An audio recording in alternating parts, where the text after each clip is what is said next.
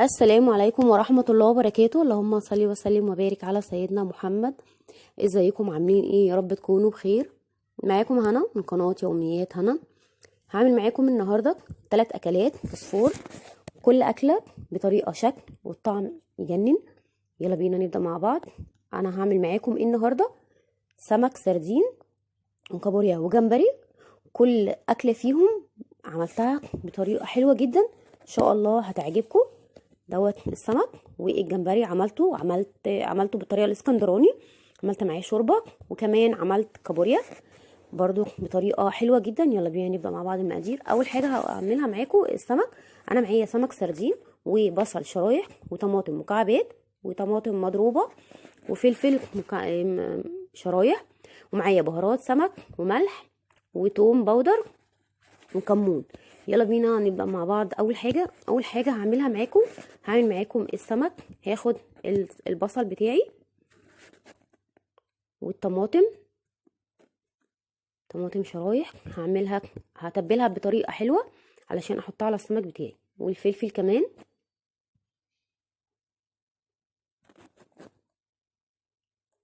واحط عليهم بهارات السمك معلقة كبيرة، ومعايا معلقة توم باودر، محطيتش توم فريش بيبقى احلى، ومعلقة توم صغيرة ممسوحة، انا اسفة كمون صغيرة ممسوحة، ومعايا معلقة كبيرة ملح.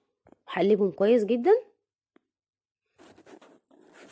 التتبيلة دي هحطها على السمك هتديها طعم حلو قوي.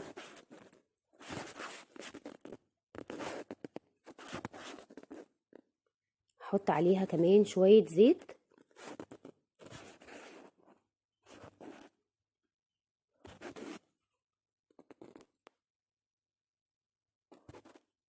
وليمونتين كبار معصورين برضو هتديها طعم حلو قوي. وهقلبها كويس جدا.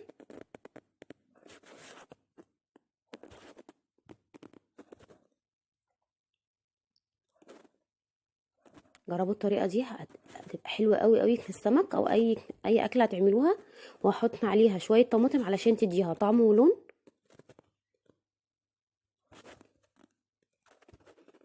الطماطم اديتها لون حلو قوي، وكمان اديتها طعم. والميه اللي في الطماطم هتطيب السمك بتاعي وتخليه حلو. هجيب صينيه وهرص فيها السمك.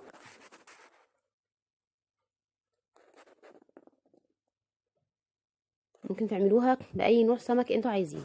انا عملتها بالسردين.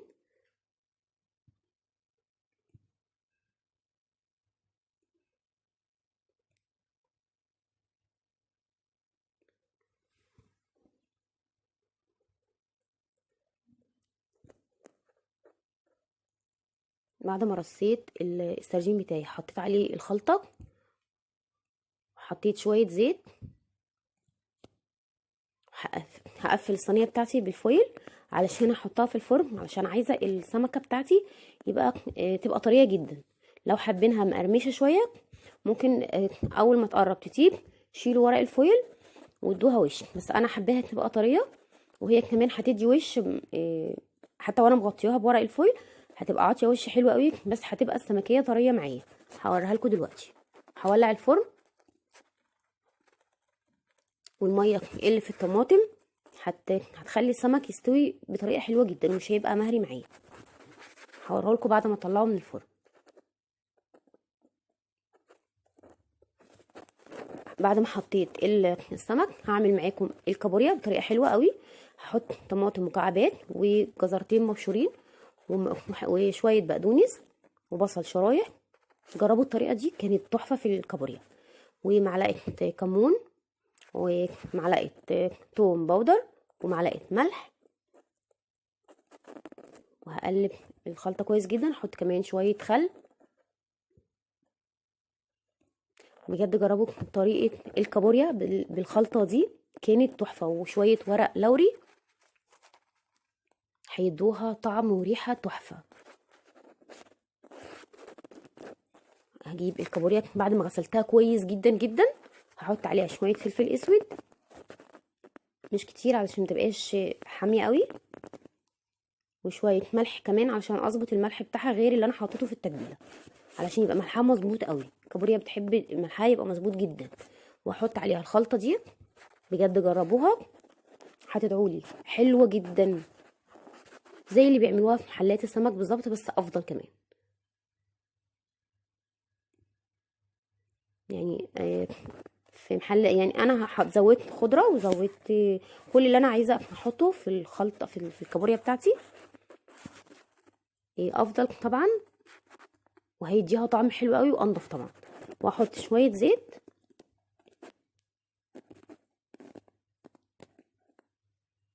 احط كوبايه ميه واحده بس، هتخليها مستويه وكويسه جدا جدا، وطعمها هيبقى تحفه. هقفلها برضو بورق الفويل. جربوا الطريقه دي بجد، هتكتبوا لي في التعليقات ان هي طلعت معاكم حلوه جدا وطعمها كان روعه. وكانت الكابوريا اللحم بتاعها يعني كانت مليانه لحم، ما كانتش مفرغه من كتر الطياب، ساعات بتبقى مفرغه من جوه. ده بقى شكلها بعد ما طلعتها من الفرن، بجد كانت تحفه، والخلطه كانت طعمها حلو جدا. جربوها بالطريقه دي هتعجبكم جدا جدا، غير المسلوقه خالص. المسلوقه بتبقى طعمها مش حلو قوي زي الطريقه اللي انا عملتها دي، وبتبقى كمان مليانه لحم من جوه. تالت حاجه هعملها الجمبري بقى الاسكندراني بتاعنا. انا جبت الجمبري غسلته كويس جدا، حطيت في ميه على النار، وهحط فيه طماطم مكعبات وبرده جزر مكعبات. جربوه بالطريقه دي بيبقى حلو قوي، الشوربه بيبقى طعمها حلو قوي. وبصل برده مكعبات، وبقدونس، وشويه كمون، وبرده ورق لوري بيديها طعم وريحه حلوه قوي، وملح. اظبطوا برده الملح بتاعها كويس جدا، وهقلبها. هسيبها على النار، هسيب الجمبري يتسلق بس مش هزود عليه النار قوي، ومش هكتر الميه علشان الشوربه بتبقى حلوه وتقيله. جربوا برضو الطريقه دي حلوه جدا. ده شكل الجمبري بعد ما خلصته وعملت منه احلى شوربه، بجد كان حلو جدا، طعمه كان حلو، وطلعت منه شوربه ومزودش عليه النار علشان مش عايزاه يتهري مني. ده شكله النهائي بعد ما خلصته، وده شكل السمك بعد ما طلعته من الفرن. شايفين شكله عامل ازاي؟ السمكيه مش مهريه ومش ناشفه معايا، طالعه طريه جدا. وعملت معاه رز صياديه. يا رب الطريقه تكون عجبتكم، جربوهم. جربوا الثلاث طرق اللي انا عملتهم بتوع السمك والكابوريا والجمبري، بجد هيعجبوكم جدا جدا. ولو الفيديو عجبكم يا ريت بقى تكتبوا لي في التعليقات، ما تنسونيش باللايك